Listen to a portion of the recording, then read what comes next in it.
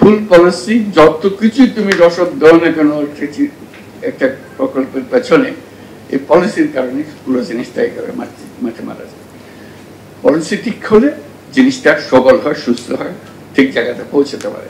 আমাদের কোথায় যেতে হবে, কি কারণে আমরা এগুলো করছি, সেটা জেনে নিয়ে তারপরে পলিসির উৎপত্তি হয়, যে পলিসিটা কি হবে আমাদেরকে, যাতে করে ঠিক জায়গাতে সে বুঝতে পারে যে যত আয়োজন হলো আয়োজনটা সার্থক হয়।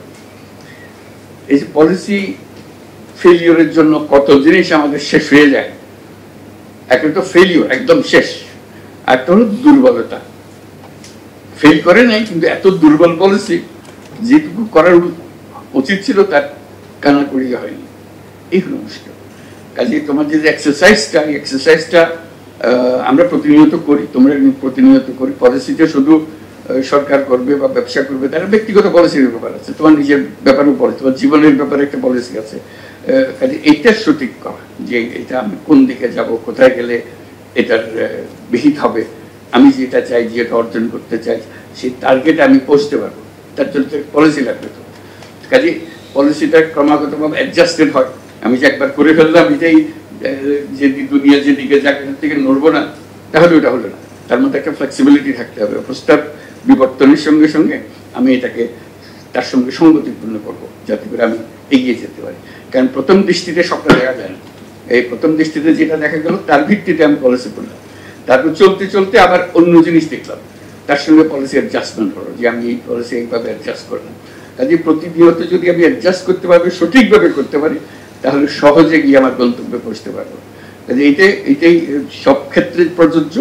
আজকে তোমরা বিভিন্ন বিষয় নিয়ে আলাপ করেছো, সেই এটা ওই বিষয়গুলো সম্বন্ধে সম্যক ধারণা না থাকলে এটা একবারে কাল্পনিক, অর্থহীন একটা পলিসি। কাজে ওই জিনিসটা বুঝতে হবে আমি কোথায় যাচ্ছি। আগে মেডিসিন প্রেসক্রাইব করার আগে যে ডাক্তার সব কাহিনী শুনতে হয় তাকে, শরীরের কি অবস্থা, রোগের কি অবস্থা, শোনার পরে সে ঠিক করে সিদ্ধান্তটা কি নেবে। কাজে পলিসি যারা নির্ধারণ করে তাকেও সমস্ত জিনিসটা বুঝে নিতে হয়, যে কি করলে কি প্রতিক্রিয়া হবে, তার সঙ্গে আমি কি বুঝবো, তারপরে আমি নেক্সট স্টেপ কি হবে, অপশনগুলো কি হবে, যাতে করে আমি পুরো জিনিসটা এক জিনিস করি। তারপর ক্রমাগতভাবে তার পরিবর্তন হতে থাকবে, বিবর্তন হতে থাকবে। পলিসি একটা করলাম, এটা যে স্থায়ী হয়ে গেল, এটা আগের জন করে গেছে, সে পলিসি আমি নিয়ে বসে আছি, ইতিমধ্যে দুনিয়া পাল্টে গেছে, কিন্তু আমি পলিসির হাল ধরে বসে আছি, এই পলিসি কোনো কাজে আসবে না। পারিপার্শ্বিকতার পরিবর্তন, অবজেক্টিভের পরিবর্তন, তার সঙ্গে পলিসির পরিবর্তন করতে হবে। আমাদের মূল জিনিস হচ্ছে লক্ষ্যে পৌঁছানো, সহজভাবে পৌঁছানো, দৃঢ়ভাবে পৌঁছানো, সার্থকভাবে পৌঁছানো, এটা হলো আমাদের লক্ষ্য। সেই জন্য এটা গুরুত্বপূর্ণ। শুরুতেই আমি বলছিলাম, দুটোই বলছিলাম, আমি তোমাদের এটা ক্যাপশনটা দেখে, শিরোনামটা দেখে খুব চমৎকৃত হয়েছিলাম, যে এটা এই পলিসির উপরে এটা আলোচনা, এটা সাংঘাতিক জিনিস, আসলে সাংঘাতিক জিনিস। এটা করার জন্য আমি মন্ত্রণালয়কে ধন্যবাদ জানাচ্ছি, মন্ত্রণালয়ের উপদেষ্টা মহোদয়কে ধন্যবাদ জানাই, তাদের যারা পেছনে ছিল তাদের জন্য। আশা করি এটা চলতে থাকবে, এটা খুব গুরুত্বপূর্ণ একটা বিষয়, এটা চলতে থাকবে এবং ক্রমাগতভাবে এটার উন্নয়ন হবে। কাজে তোমরা যেটা করে গেলে তাদের ভিডিও ইত্যাদি রেখে দিয়ে পরবর্তী যারা করবে তাদেরকে দেখাতে হবে এরা এইভাবে করছিল, তোমরা এটাকে ভালো করতে পারবে না। দেখো, এটা শুধু বিজয়ী যারা বর্তমানে প্রতিযোগিতা আছে তাদের মধ্যে না, যারা অতীতে করে গেছে তাদের সঙ্গে আমরা তুলনা করবো, আগের বছরের তুলনায় এবছরের কোয়ালিটি কিরকম হলো, গুণগত মান কি হলো, এগুলো লক্ষ্য রাখা। কারণ এটা যে একেবারে অনাবশ্যক একটা এক্সারসাইজ হচ্ছে তা না, এটা খুবই গুরুত্বপূর্ণ এক্সারসাইজ। তারপরে যখন প্রকৃত কাজের মধ্যে নামবে তখন মনে হবে যে এটা কেন করা হয়েছিল, কি জন্য করা হচ্ছিল।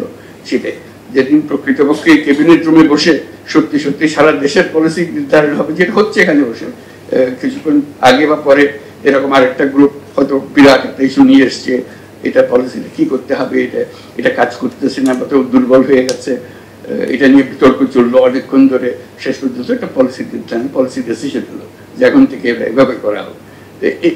তোমাদের যেরকম আলোচনা ওদের একই আলোচনার কোনো তফাৎ নেই, কিন্তু তোমাদের একটা কাল্পনিক জিনিস, তোমাদের ওই জায়গাতে তোমাদের বসতে হয়নি এখন, কিন্তু যদি বসে কি করব সেটা নিয়ে আলোচনা আছে। কাজে এক্সারসাইজ করতে করতে প্রকৃত প্রস্তাবে যখন সম্মুখীন হবে তখন এটা তোমাদের পরিপক্কতা প্রকাশ পাবে যে আমি তো এইগুলো নিয়ে চর্চা করেছি, আলাপ করেছি, বুঝে এসেছি।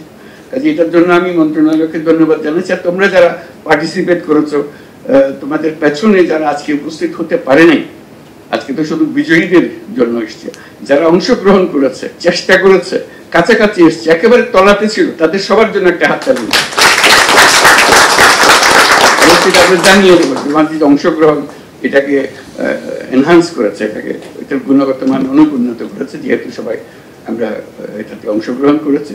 এটা এই চর্চা চলতে থাকুক এবং ক্রমাগতভাবে চিন্তা করবে যে পলিসিটা তোমার ক্ষেত্রে কি হচ্ছে, দেশের ক্ষেত্রে যে পলিসি এটা সঠিক হচ্ছে কেন, এটাও তো তোমার কাজ।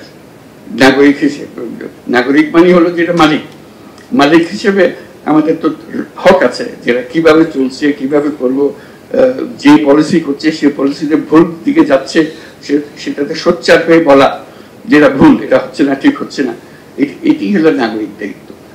মালিক যদি চিল্লানি না দেয় তাহলে এটা কোনো দিক সোজা হবে না, ভুল পথে চলতে থাকবে। কাজে মালিককে প্রস্তুত থাকতে হবে, যেটা ঠিক হচ্ছে না, ঠিক পথ এইভাবে যেতে হবে, এটাই হলে আমাদের সবার জন্য মঙ্গল হবে। এই কথাটা বলা